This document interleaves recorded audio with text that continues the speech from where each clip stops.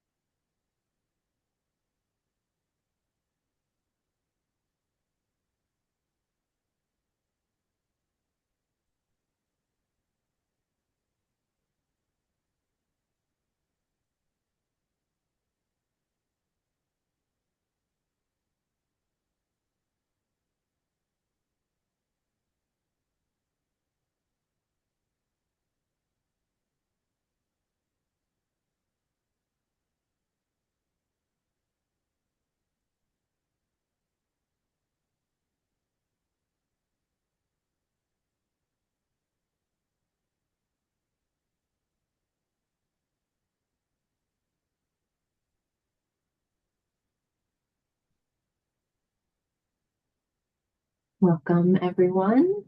Hi, Renee. Welcome. Renee used to work with us on the wisdom study. Welcome back. All right. So we're waiting for Dr. Esserman. She should be on. Let me just give it a few more seconds and then we'll jump in. For those who are joining for the first time, I'm Allison Fiscalini. I'm the director of the Athena Breast Health Network and the Wisdom Study. My team here at the University of California, San Francisco helps to sort of coordinate and oversee the Wisdom Study as the central coordinating office, and we host these monthly community forums. We've been doing this for at least 4 years now, and we have a lot of the forums, if not all of them, recorded and on our YouTube channel from the last 4 years, so we can put the link to that in the chat. There are lots of topics that we've discussed in the past. As information continues to evolve, we're always willing to revisit a topic and talk through it again. There's always new information that can be presented. So if you see something that you think would be interesting to discuss again, don't hesitate to suggest it as a future forum topic. Yeah, so with that, I think we can go ahead and get started and we'll have Laura Esserman join here momentarily. Um, but welcome everyone. I will close out the annotations. So the format for these community forums is that we really want to hear from you. We want to hear your questions, your comments. If something isn't making sense or isn't clear or there's too much jargon being used, feel free to raise your hand, put something in the chat, have us slow down, stop. We really want this to be interactive and engaging. So do put your comments in the chat. We'll have a time at the end where we can have sort of a discussion.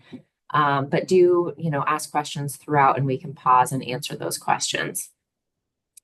When you're not speaking, we ask that you mute yourself just so that everyone else can hear the speaker without any background noise. The meeting is recorded and we'll put it on our YouTube channel so that those who can't join are able to view it. And then at the end, we'll have a link to a post-meeting survey. And this is a way for us to collect information about what you thought of the forum, if there are things we can improve upon, and also if there are additional topics that we can include in future forums as well. All right. So the mission of these forums, and this has been the mission since the start of this, is really to move together toward equity and better outcomes in breast cancer for everyone. This is more true now than it ever has been, that we really need to continue our commitment and focus on ensuring that every woman across the country has access not only to the information that we have out there in the medical world, but also that we are able to share it and be able to have a discussion around it. Just because there's medical information coming out that is important to researchers or clinicians, it doesn't necessarily mean that it's important to women in the community. And so we want to come together and be able to focus on those topics that mean the most to everyone out in the community and to build that community. And as I said, now more than ever, we need to make sure that we remain committed in this mission. As I mentioned, there are lots of different topics that we have discussed, and so this is just a sampling of them listed on the screen. Feel free to check out the YouTube link, and we can share that in the chat, but there are lots of other topics that are out there, and again, any of them we would be happy to present again as the information is always evolving and changing. But for this month, we will be discussing a conference, a movement, an initiative that occurred back in November, really around how do we reimagine and rethink our approach to women's health. The conference was called Rise Up. It was the first conference this year, and it's already being planned for its second iteration in early 2026. And so today we'll hear from the organizers of the event, Dr. Laura Esserman. We have Diane Heditsian, who was an integral member of the planning committee, patient advocate on the Wisdom study as well. And also Taylor Glatt, who helped to organize the event, who can add some additional information and details around the event as well.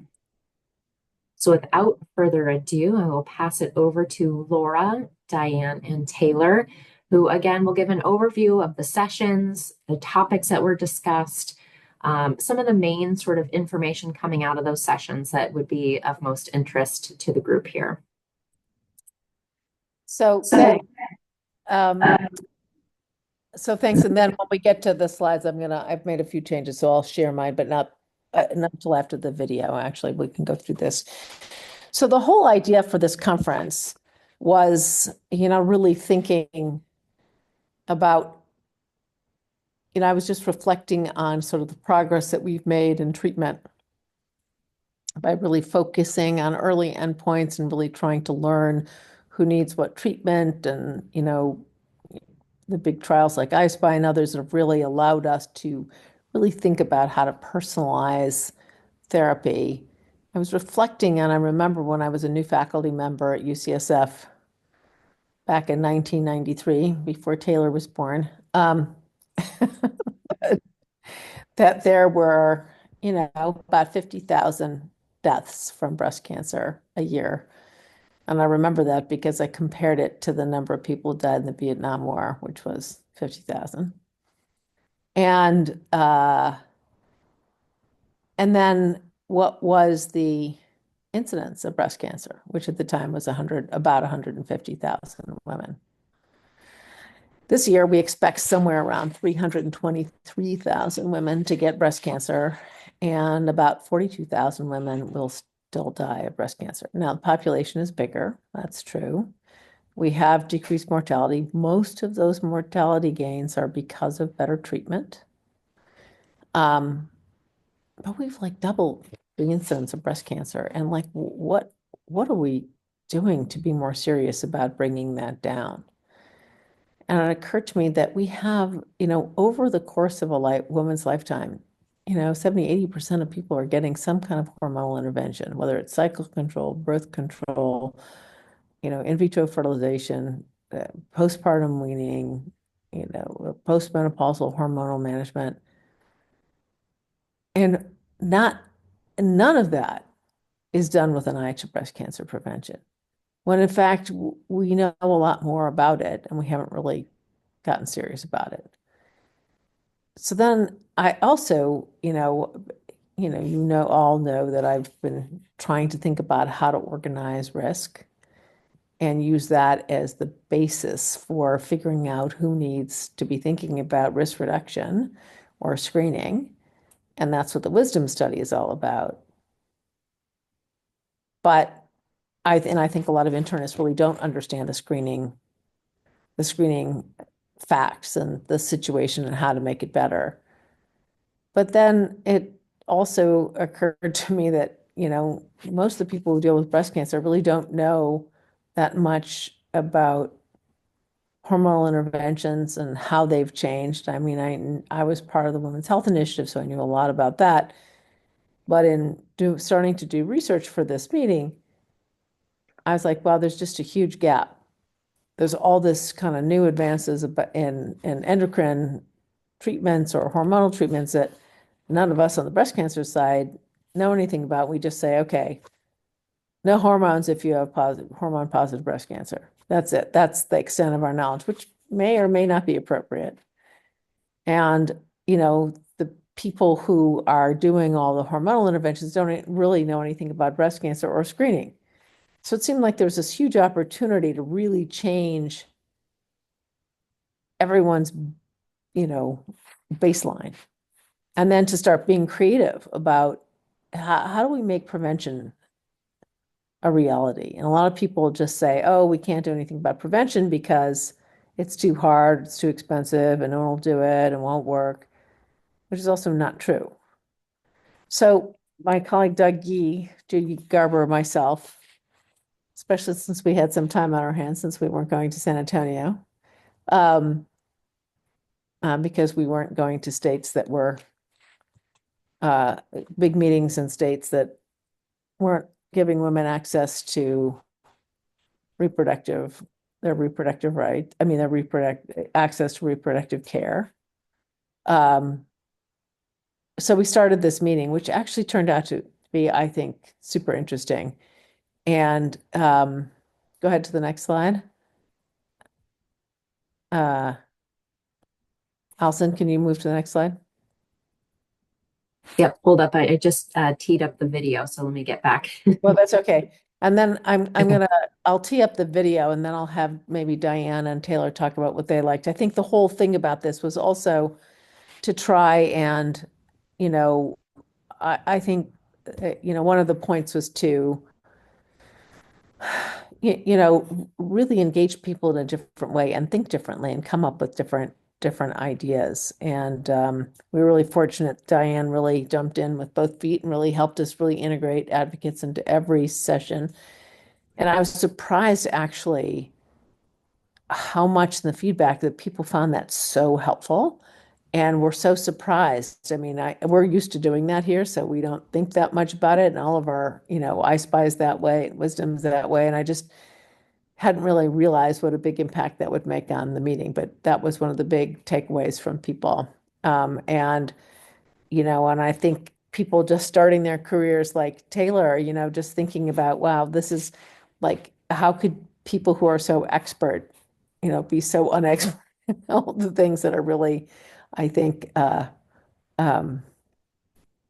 that you should know more about. Why don't we play the video, and then I'll have both Diane and Taylor make a couple comments, and then I'll go through kind of some of the key takeaways from each of the sessions that we learned. Okay. Hopefully this works. Make sure you share the sound, yeah. We have the great fortune to be at the first Rise Up meeting in San Francisco, organized by Laura Esserman, to focus on women's health and breast cancer. This conference is really bringing all of us together to move from developing drugs for the most advanced cancers to using what we know now to prevent cancer. Frustrated that there isn't enough focus on early endpoints and accelerating our path to new treatments.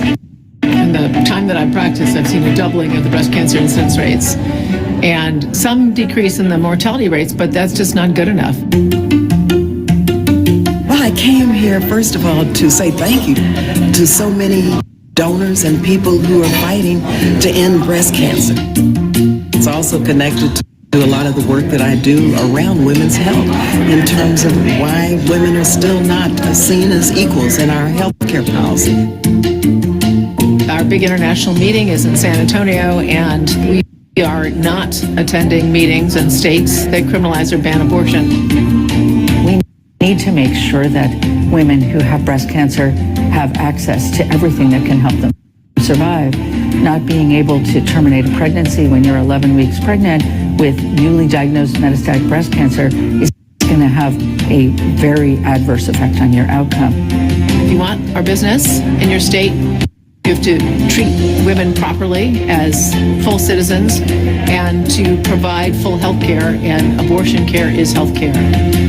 At Rise Up, it's really all exciting, and I'm just hoping that I can help these scientists get more Black women into their research. And I try to bring that level of passion to their conversation, so they think about that sick person who's in the dark, who's waiting for a solution, who's waiting for the next thing that's going to make them better.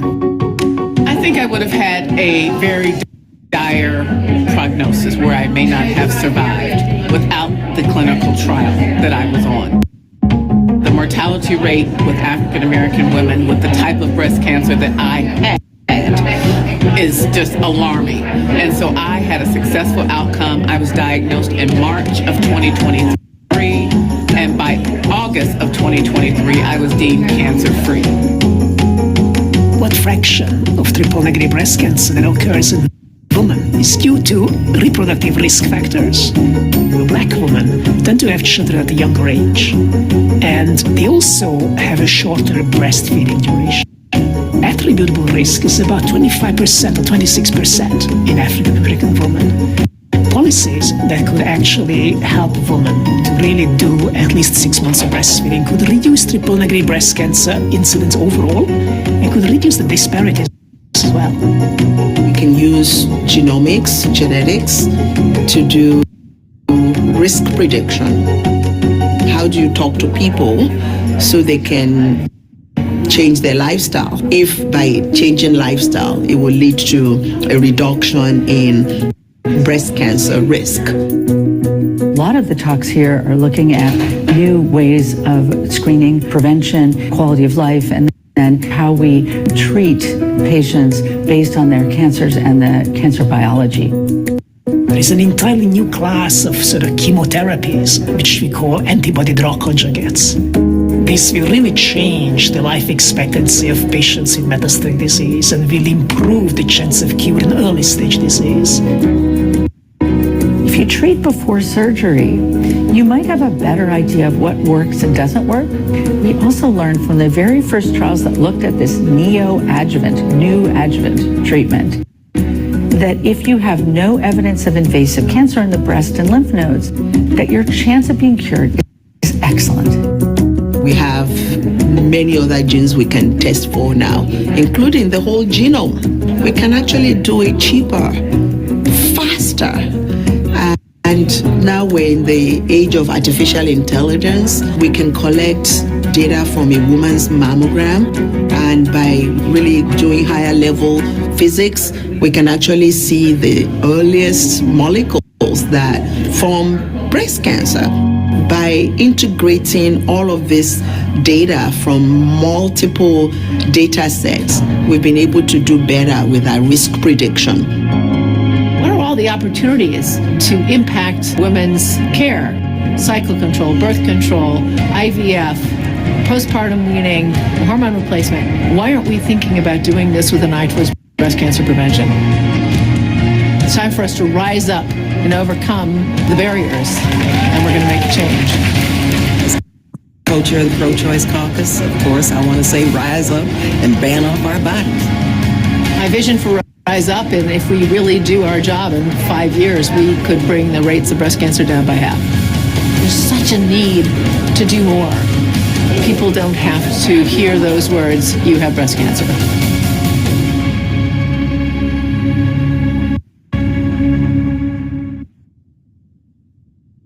Okay, so Diane, you want to make a few comments anyway? So that's, I thought, by the way, this was made by some company that came to us the week before the meeting and said, hey, do you mind if we come and shoot and create some videos? Anyway, we didn't direct them at all. So Diane, you want to make a few comments? Yeah. So I'm a 22, 23-year cancer survivor advocate, and I've been to a lot of medical meetings in those years. I've had 4 different breast cancers. But what made this meeting different, it was like really not like a meeting, it was more like a happening, because there was like this spirit in the air of, we can do something about this. The power is in our hands, and look how far we've come, and how can we combine everything we know about women and women's health to fight breast cancer. And that was a very powerful weekend for me. It had a beginning, middle, and end. It was about breast cancer, but not all about breast cancer, right? So it was about starting conversations and going into aspects that I've never delved into before as a breast cancer survivor and advocate. So that by the end of the meeting, we were like solving, not we, but we were solving, yeah. But it was like drinking from a fire hose, Laura, really. I've been to a lot of meetings, but I learned about hormones that I didn't even know I had, right? In my body. And so, but it was going toward a goal, and it wasn't just data. It wasn't just like people reading out their clinical trials, right? It was action oriented. And that's what I loved about it. And I'll just say one last thing, that I really did get the feedback that having advocates almost on every single, segment of the meeting, every session, just added this texture of putting the patient's voice, into all these discussions. They were, from the audience, on the podium, just in chats, in social media, everything. So I really appreciate that, Laura, that you gave us such a voice. So I'll stop there. Well, and I thought it was, so amazingly effective. So that was great. Taylor, comments from you before I kind of go through the sessions, and then we'll take comments too from others. Yeah, of course. So I just started kind of my career. I just graduated college, and this was one of my big first events, terms of planning and working at the breast care center. And I think that kind of to build off what Diane said, and what was really special was, and Dr. Esserman will touch on this more, but at the end of the conference, there was a kind of Shark Tank style session to talk about ways to take all the ideas and all the things we talked about all weekend and put them into action. And so there were different proposals on different ways we can reinvent and rethink how we prevent breast cancer and how we're looking at breast cancer prevention at different time points in a woman's lifetime. And so I think that was something that was really unique. And I also want to emphasize there was a really big discussions on health equity, both in clinical trials and just generally across women's healthcare. And I think that was something that was really, really unique at a breast cancer conference, to have such a focus on the health equity and health disparities and how we can actionably work to address them. So it was a really cool conference to be a part of, and I'm excited for you guys to hear more about it from Dr. Esserman. Okay. Without further ado, do people have any questions right now? And I'll try and take about 10 or 15 minutes to go through the different sessions we had, and then and people can interrupt and make comments along the way. I don't want to, There's one question, Laura, just clarification on what does adjuvant mean? Okay, so neoadjuvant or adjuvant. So the idea is this is all about the order of therapy. So if you give systemic therapy, so what are the systemic therapy? Hormonal therapies like in breast cancer, tamoxifen or an aromatase inhibitor or CDK4/6 inhibitors or chemotherapy or immunotherapy, any of those that go everywhere in the body. That if you start with that before surgery, we call that neoadjuvant. So the idea is that these are adjuvant helping therapies. If you do it first, the cool thing is you're sequencing you're just changing the order of therapy so that you can learn about how those systemic therapies work. And that's been one of the huge innovations that's helped us to understand, what really works and what doesn't. And a shout out to my husband who did the artwork for the Rise Up conference. It's good to have in-house art consultants who don't charge you. And he also made the bags and all the other things that went with it, which is great. So we had, and that's me standing with Judy Garber from Dana-Farber and Doug Yee, who's the head of the Cancer Center in Minnesota. And we had what I thought we would start with was like the launch of the birth control pill, and really more about its history and how it was developed, why it was, and what was the main thing was actually it was developed in such a way, so that it would be accepted by the Catholic Church and be accepted by women. No one was thinking, oh, maybe I should be thinking about how to reduce breast cancer and ovarian cancer. Turns out we got lucky and it actually helps to reduce ovarian cancer, but it doesn't, if anything, it maybe slightly increases the risk. But imagine if we had something that did reduce breast cancer risk, how cool that would be. And there are some of these, there's an alpha estrogen there. I mean, there's a fetal estrogen that's part of one of the new birth control offerings that to me looks like it would significantly reduce breast cancer risk, but no one's even looking or working on it. So anyway, the other thing is that it's just interesting to see how people moved it forward, and people were anxious and have been anxious, particularly in the last couple of decades, with the rise of people wanting to get rid of contraception, get rid of abortion access.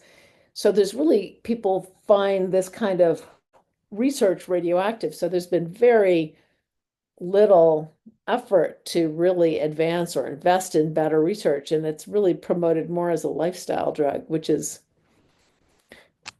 anyway, I think the history is very interesting about that. So that was a really fun thing. And then again, as you heard, trying to start with how do we start with what we know, right? So we were just talking about this. If you give a treatment for breast cancer and it's a high risk breast cancer and it hasn't spread, but it's still in the breast and the nodes, but we think it's of the risky kind. If you give a therapy and that by the time you've done that, given your standard therapy, if the tumor has gone away, that really predicts that you're going to do extremely well and that that therapy worked. And that's super important. So we can test with MRI and looking at the volume of tumor and how fast it goes away, as well as little circulating bits of DNA from the tumor that's in the blood. These can help us predict how effective those therapies are. And afterwards, what's your risk of recurrence? So that we have the opportunity to think, well, what can we do to further reduce risk of recurrence? And really talking about how some of the new potential drug targets, if we can get more targeted therapy that maybe is less toxic, we could improve PCR and continue to work on making it better.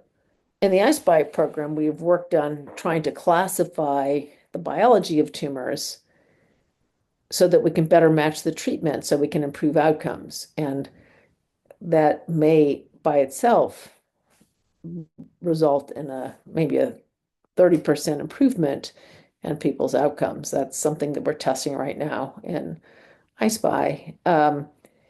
And importantly, this is one of the reasons why it's important to make sure that we have access, that all women have access, that trials often have, more advanced ways of treating patients. And we've really tried to think about how to personalize these therapies. And why this is important is for prevention is if we understand how certain tumors behave and what reduces their risk for treatment, that should give us ideas for how we can think about prevention. And, the response predictive subtypes are done with molecular testing of tumors and looking at getting all the genes, which is an expensive test. But that test might be able to be predicted with really simple ways of using the pathology itself and looking at artificial intelligence and sort of looking for these patterns. And that should, I think, improve the access and equity for patients because it would eventually be a lower cost diagnostic and available to more patients over time. And Dr. Borowski gave us a good primer on how does artificial intelligence work and how could it work in pathology. I think that can improve diagnostics across the country.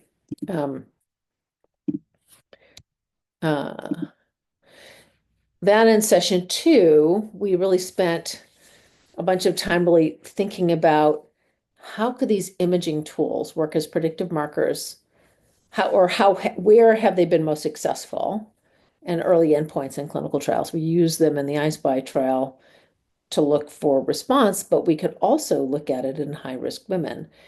And one of the problems with MR is that it can be like a 40-minute test. And increasingly, there are tools that it's going to make it faster and better. This ultra-fast MR can help not only do a better job of finding the tumors, but also making sure it doesn't overcall things. I mean, one of the reasons why you don't want to do MRI for the average person is that there's a lot of false positives. It causes a lot of anxiety.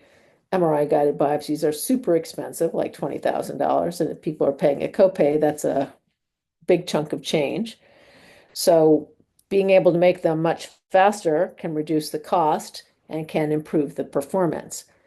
Another thing that we learned is the breast density. We know that if you reduce the breast density after tamoxifen, that predicts that you're going to benefit from tamoxifen. I think people in prevention don't necessarily want to take drugs unless they know it's going to work. If you are told that you're at risk for having a stroke because your cholesterol is high or your blood pressure is high, you take a statin or you take an antihypertensive, you can measure your cholesterol, you can measure your blood pressure, and if it goes down, the drug's working. That's very motivating. But people just don't want to take it on faith. Oh, here, take this drug for 5 years. So we need tools to be able to tell us, are these things working? Another very cool thing that we talked about before is on MRI, you can also look to see how much the background of the breast lights up with contrast. Does the contrast kind of leak in everywhere and make it kind of white? And that turns out to be another very important independent marker of risk that we can tailor and target and say, wow, if we can make that way, then we know these drugs are working. So again, even for I-SPY, being able to move the field forward and understand who's benefiting from the drugs by measuring whether the tumor goes away, this is an opportunity to say, does the prevention intervention work because we're making the background uptake of contrast material go away? So that's the idea, early endpoints to make this better and easier. Again, Allison, monitor the chat because I can't. Yeah, I can't present the there's chat a yet. question, but I don't know if you'll get to this. A question about menopausal hormone therapy, and just how many people were steered away from it as they were getting older. But it seems like there may be some new ideas out there, particularly are. around heart and bone health. Well, there are, but there's also like complete amnesia for the Women's Health Initiative, and I will get to that in a few slides. Right. And we'll talk about that. So then we have this whole thing about, how can we improve how effective our therapies are, but also decrease the toxicity of local therapies, do less surgery, do less radiation, even do less systemic therapy if you see that people are responding. And I-SPY, if we predict after your first course of treatment that you've got a good response, you can skip the rest of the therapy and go to the OR. And if we confirm it, then we can do less, or that's what we're trying. So also for women with radiation and women who are over 50, there should be discussions about, who really needs radiation. My colleague Bruce Mann from Australia had to join us on Zoom because he forgot to renew his visa. When he got to the airport, he was not allowed to get on the plane. But anyway, he ran a big study called the Prospect Study, where if you didn't have too much background on MRI and you had just a solitary lesion for your tumor, you could have it taken out and not have radiation. Of the people who met that criteria, like 2% of people or 1% of people had a recurrence at 5 years. So, there was a lot of grumbling about getting that published until, we got those 5 years, and then the Lancet, which is a pretty high profile journal, published it. And, that's, I think, a huge piece of information. People, why do something if you aren't going to benefit from it? So I think that's important. On the other side, where a lot of these side effects of treatment, how much therapy is enough, but also can we help people who are having vaginal dryness or decreased libido or hot flashes, and they've had hormone positive breast cancer. It turns out that most of these women are not comfortable talking to the doctors about it, but there are a lot of things we can do. There's things you can do for hot flashes, gabapentin, which works for some women, but not for others. There's another medication called Veosa that is recently approved by the FDA, can really make a difference in hot flashes. I've been very pleased to see how very effective it is. And it's not a hormonal treatment. It works in the pituitary, so it's centrally acting. So it should not be a concern for breast cancer. And we are testing other agents like basidoxybine. This is like a fourth generation tamoxifen-like drug that's combined with a little bit of estrogen and used to build bones. And it actually may be risk reducing. So we have some more work to do on that, but it doesn't, stimulate the uterus, and it may be sort of like the most ideal risk reducing agent. So we learned a lot about that. And then I think also this idea about if you get a complete response, can you even if you had a novel therapy and no chemotherapy, is it okay not to give additional therapy? We think it is. We had a debate about that. But, the trials, we have to let the trials play out and see how people are doing who are having less therapy. But that, of course, is the goal.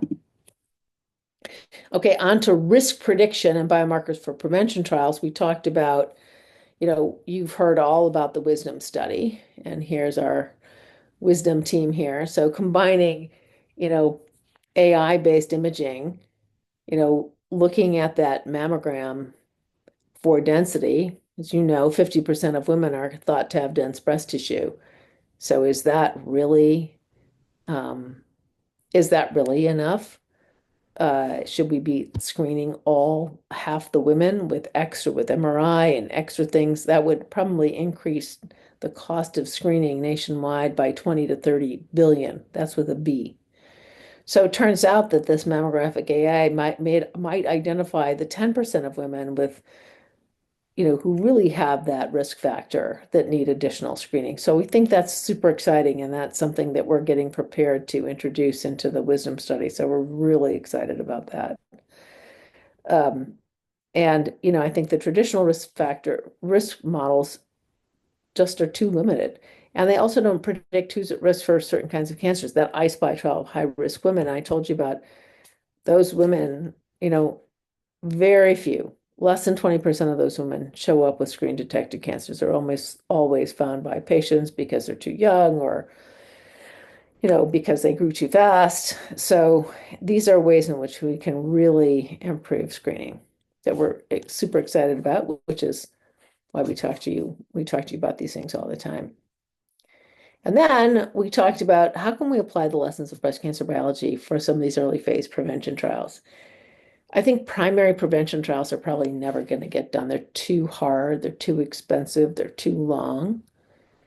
But, you can start building in those imaging tools, or those, we call that secondary prevention markers, into trials to try and see, are these risk reducing? So that's looking at the new obesity or metabolic drugs for metabolic syndrome or diabetes. Will those work? Metformin, beta-doxyphene, what I just told you about, this is this combination with estrogen. Could those work? Again, we have to get the companies to do the primary study and be willing to do the secondary prevention work. And, I think one of them, Andrea DiCenzi, was there also, who chaired this session, and he's from Italy, and he's the one that did these studies. Thank God for Andrea DiCenzi. The companies would never do it because the drug's generic, and so no one will invest in that. But he said, wow, these people are suffering. I can do a much lower dose. Let's see how tolerable it is. And most women tolerate a low dose, we call it baby TAM, extremely well. I mean, there's still the occasional person who just can't tolerate it, and that's okay. I mean, that's true for any medication. But, this idea that dose and schedule can really make a difference in tolerability and the acceptability of doing these kinds of studies. Don't worry, I'm still getting to the hormone replacement stuff. That's still coming.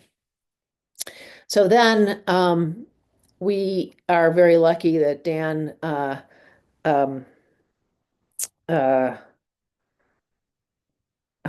forgetting his last name for a second.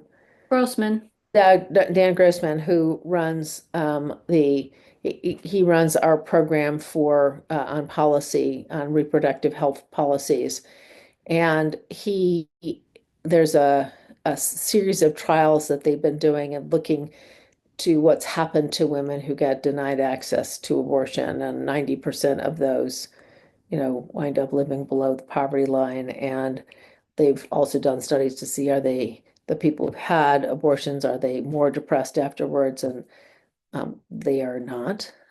So trying to really gather data to try and combat misperceptions. And really, I think one of the things that we learned too was that, people say, oh, well, you have to get care in 8 weeks. Well, if you wanted to have an abortion, in some states it's 6 weeks, some it's 8 weeks, and some you can't get it at all. But even that 8 weeks, if there's no access, if there's one clinic for the state, no one's going to be able to get an appointment and get things done.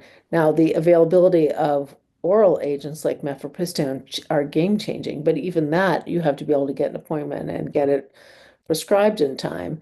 And, who is suffering the most here? It's not the people who have money. It's the people who don't. And the farther south you are, unfortunately, although 57% of people voted to change the Constitution of Florida to allow abortion, they made the bar 60%. So if you live at the tip of Florida, and you're surrounded by red states, your ability to get out to get access to a clinic may be a 20+ hour drive. And, this is affecting who's getting training, who's getting going into OBGYN, and who's just the basic obstetrical care is not going to be available. And we already have a huge disparity. We see that the maternal mortality rates in California are 4 per 100,000, compared to 60 in Louisiana. So we already have a 20-fold difference. So this is only going to make things worse. So I think it's super important for people to be aware and pay attention. Then we had this fascinating panel on, breast cancer and maternal mortality and disparities in African American women. Is this just a coincidence, or could there be a connection? We know that the relative risk of dying of breast cancer is 40% higher if you're African American. We also know that access contributes to poor outcomes, but it's clearly not the whole story. But it also turns out that African American women face increased burden of disease and worse outcome for fibroids, infertility, pelvic floor disorders, and breast cancer. And the fibroids, I did not realize are much worse in African American women. And that contributes to higher maternal mortality rates. It increases your chance of infertility.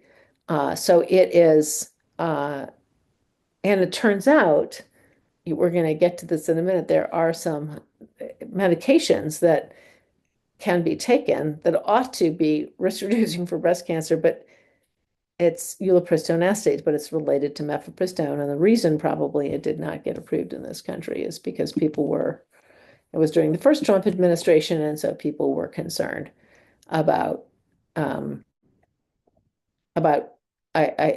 getting that approved here, because they were afraid that then it's a drug that's also available as emergency contraceptive. So I think people just did not want to make it available. And unfortunately, in one of the New England Journal spinoffs, they just reported that the dose for fibroids is 5 milligrams a day, but if you take 60 milligrams, it can work just like mifepristone and be substituted and effectively enable an abortion. So that kind of press is not something that we need, because we're trying to see, could we test this kind of drug for fibroids, and would we reduce the risk for African American women for getting and dying of triple negative breast cancer, or even their hormone therapy. And there's a lot of shared mechanisms. So I think we are working for next year and I want to dig into this and try, despite the fact that people are afraid to move this forward because of the association with, emergency contraception or abortion, that, if you have something that prevents people from having to have a hysterectomy, or something that could be risk reducing for breast cancer, why would we not try this? And what we learned in one of these other panels later on was that this was approved in Europe, and then there was this rare complication where like 1 in 100,000 women were getting liver disease, and the FDA used that as an excuse not to approve it here. And there's no Laura, way, yeah. Oh, just another question. Just clarifying. Oh, Taylor just clarified it. The drug that if the dosage is increased from 5 to 60, it could be a proxy. But Taylor just added it in. It's uliprisone acetate, and it's marketed under the drug name Ella. Anyway, so I think this is just another, despite the fact that this government made the FDA take down everything about DEI on the FDA website, and everything at NCI, trials have to be diverse and include African American women to improve targeting of treatments, because we will all benefit. If we figure this out for African American women, this is something that could work for all women. So it's really important. So we talked about equitable access and tackling barriers in clinical trials. We talked about the fact that there is a bill called SB 37 that that says that if you have a clinical trial that you want to participate in and it's not open at your institution, that your insurance or whoever covers you, even if it's Medicare, has to cover it, or Medi-Cal has to cover the standard of care costs at the institution where the trial is open. And, you know, and so it's just so important for patients to be offered clinical trial options in addition to standard of care. I mean, if that turns out, you know, that 30% of women with high risk ER positive tumors benefit from, you know, immunotherapy, they're not going to get that in standard of care. So we want to be careful not to make sure that just one group of people benefits from these trials. And at this meeting, we also showed, Sarah Horton led this and had examples of people who had complex trials like I-SPY in low resource settings and showed that it could be very successful. And so we really do have to, we know that there is additional help that's needed with navigation, but these things can be overcome. It just has to be a priority. Then we had a lecture about the science of sex hormones and the ecosystem across a woman's lifetime. And this is where it turns out that, you know, complex steroid receptor-driven networks, you know, or the hormonal environment is much more complex than we once thought. It's kind of like the immune system. It's much more complicated than we thought. And, you know, it turns out that testosterone and androgen and all these things are actually really important. And there's, you know, if you perturb one, you're going to perturb the other, and you can't just perturb one and expect, I mean, so there's, I think it opened up our eyes to think that, wow, lots more opportunity for us to think about how to lower recurrence and the progression of disease to metastases. So, and you know, a lot of us were really surprised and delighted by this. And then Virginia Borges was talking about postpartum breast cancer. So cancers that arise in the period after you give birth. These may have unique biology, and that might actually help us prevent them and target them. And, you know, something like taking Motrin when you're weaning could reduce inflammation associated with involution. So as the glands kind of, you know, they're all revved up to be a milk factory, and then you got to, you know, rev it down. And so if you can protect that period of time when the breast is reorganizing, there may be something super simple that can be done. And in addition, it turns out that there's a marker that could be targeted if we really understood that those were postpartum associated breast cancer. So I think people were really excited about that. We want to try and look for the association and on MRI as well. And I think this is on the tape, but the group at Yale had shown that there's, in general, much shorter duration of breastfeeding after birth, and that could be something simple to encourage just to try and help reduce the risk of breast cancer. Okay, now I'm going to get to hormone replacement therapy. So it turns out that all the things that we studied 20 years ago are not actually on the market anymore. I think a lot of people are confused. Progesterone is the culprit in increasing breast cancer risk, not estrogen. So the progesterone arm of the Women's Health Initiative, and when people are getting combined hormone replacement, that was stopped because of the increased risk of breast cancer. The estrogen only arm, where people had their uterus removed and could just have estrogen only, actually got stopped because it increased heart disease and heart attacks and strokes. And a lot of people have completely forgotten that and think, oh, this is good for your heart and you have to do it. I think the misunderstanding is if you're going to take it, it's better to take it in your 50s, not when you're 60 and you have heart disease risk, and you're better off using a patch that doesn't have first path to the liver, et cetera, et cetera. So it turns out also that all hormones aren't the same. And there are certain progestins like DSP that could be risk reducing, while others might increase risk. And we also identified that these compounded hormones, you know, the so-called bioidenticals, they're just unregulated. And people have, when you go to a compounding pharmacy, you have no idea what's going into them, and there's no requirement to do that. And I would really strongly suggest that people not do stuff like that. But there are drugs like if what's your risk? If you're at high risk, you wouldn't do it. If you're at really low risk and you're suffering from hot flashes, then maybe you would. And maybe you don't do it as forever. Or, you'd really try and say every year that you try and get off it. So that's the kind of conversation that you want to have. Even people who've had cancer in the past, it's not black or white. If someone's really suffering, then I'll think about something like Duvet. Because it is risk reducing. We're testing it as risk reducing, and at the worst, it's probably neutral. So those are things that we need to insist that we do more work, more studies, and have the time to do it. I am certain this administration is going to be all over this and want to fund all this. I think we better go for Melinda Gates and Mackenzie Scott. Okay.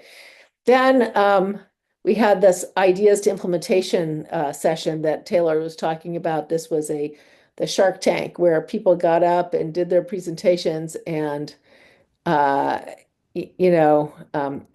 picture actually here was a luncheon we had. We gave the Croix de Guerriere to all the people who are protecting women's rights. Then that translates to there's the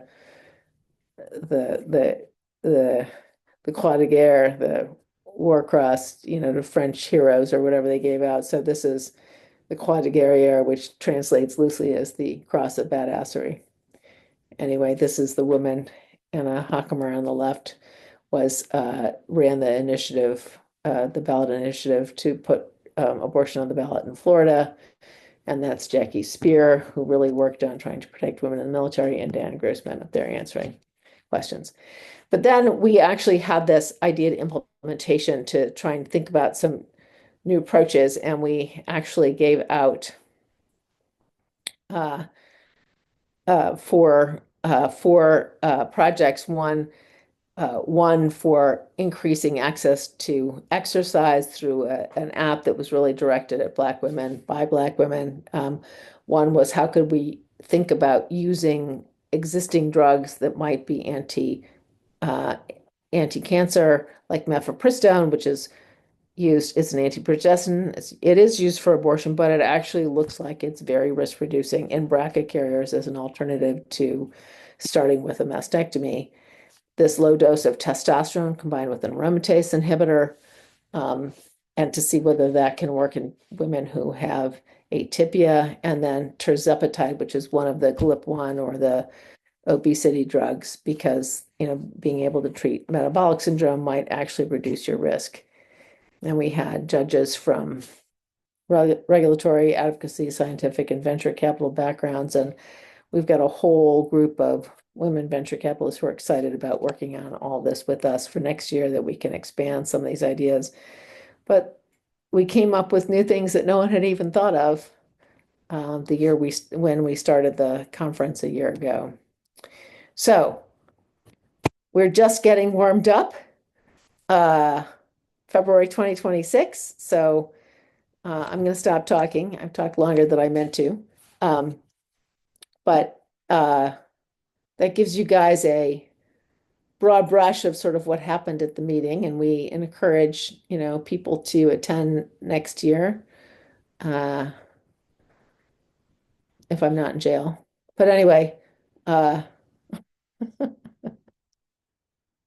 Also, too, I think, Laura, one of the things on the last slide was if there are organizations that you know of that you think would be, wonderful contributors to this type of event, please do let us know. Share those with us. I know someone recently shared with us a couple of additional reproductive right organizations in the East Bay. So we are always looking to make sure people know this event is happening and include them in the conversation too.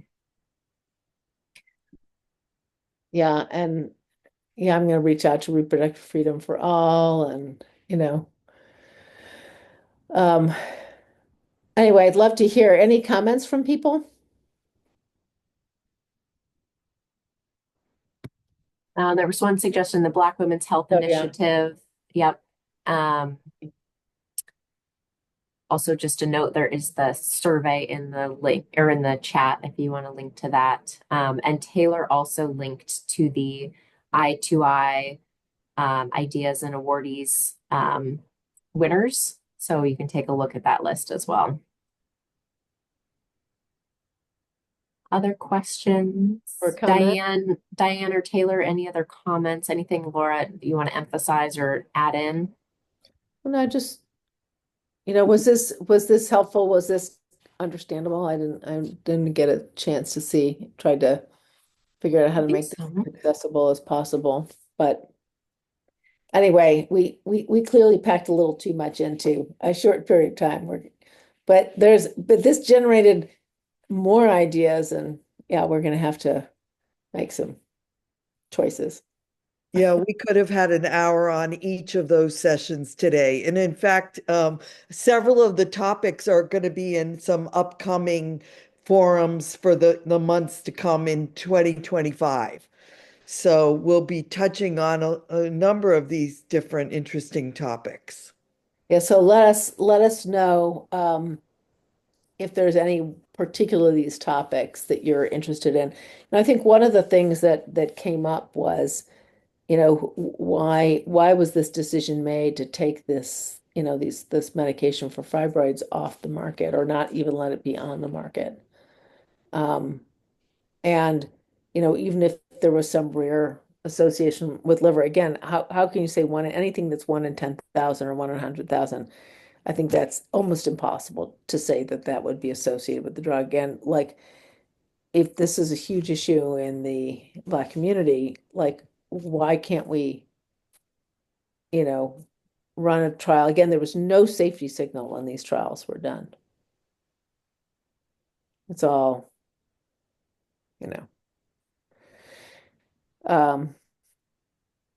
so. And please feel free to stay engaged with Rise Up. Our website is just, I can put it in the chat again. And there's some news articles about Rise Up on there, as well as links to some of the different articles that have been talked about, or that Dr. Esserman has written herself, to give you more information. Yeah. And just a shout out to Taylor and Kelly and Diane and Nandini and others who are on who helped to organize the event. It was a huge feat to put this on for the first time, and they did an awesome job. It was a wonderful event, and looking forward to the next one. They made it look so easy that we decided Yes. Dates for next year, I'm not sure. You guys are looking at February 20th, Taylor? February 19th to 21st. To the 21st. 2026. Yes. 2026, yes. Yeah. We figured we need a year to organize. Yeah. Yeah. Well, thank you everyone for joining. We will share these links again. And again, next month we have Laura Crandon from Black Genes Matter who will be presenting. So your registration for today is good for all future forums. So please join us in February. And then we do have a menopause expert on in March. So lots of good things to come here in 2025. By the way, the comment about raloxifene. So raloxifene is definitely risk reducing head to head. It's probably not quite as good as tamoxifen, but raloxifene has been shown to improve breast health, doesn't cause uterine cancer, and definitely will reduce breast cancer risk. Another option is the 5 milligram dose of tamoxifen. So those are, but both raloxifene and tamoxifen can improve bone health, but they're not going to help you with hot flashes. In fact, they may cause hot flashes, even at that low dose. But the low dose of TAM, probably the least. So, but it's nice to have options. We're working on trying to figure out how to get getting someone to get that drug and do more studies and develop it, really, because it could be, it has a little bit of estrogen, but then it has that beta-doxyphene that is risk reducing, and it looks pretty effective. If people who have hot flashes are under the age of 65, we have a study where we're testing it right now, and we're looking at the biomarkers in the breast to see whether it's to try and prove that it's risk reducing. And I think that could be something that could be a real important option for people to take to reduce symptoms and reduce breast cancer risk. All right, I know we're over time. Thank you everyone for joining us this afternoon, evening, and we'll look forward to seeing you next month. So Thank you so much. longer time of breastfeeding actually is associated with more risk reduction, so 6 months. But we could also, maybe we could get Virginia. Well, we have her booked. Okay, great. We have Yeah. her to the forum. Okay, great. Yeah, I think might be March, like. Okay, Yes. awesome. Okay. Yeah, March. Okay. Yeah. Yeah. Okay. I think what's the drug? Okay, we got that. Milpristone. Okay. All right, I think I got to most of those. Thanks for the comments. Thanks, everybody. Thanks, everyone. Have a good evening.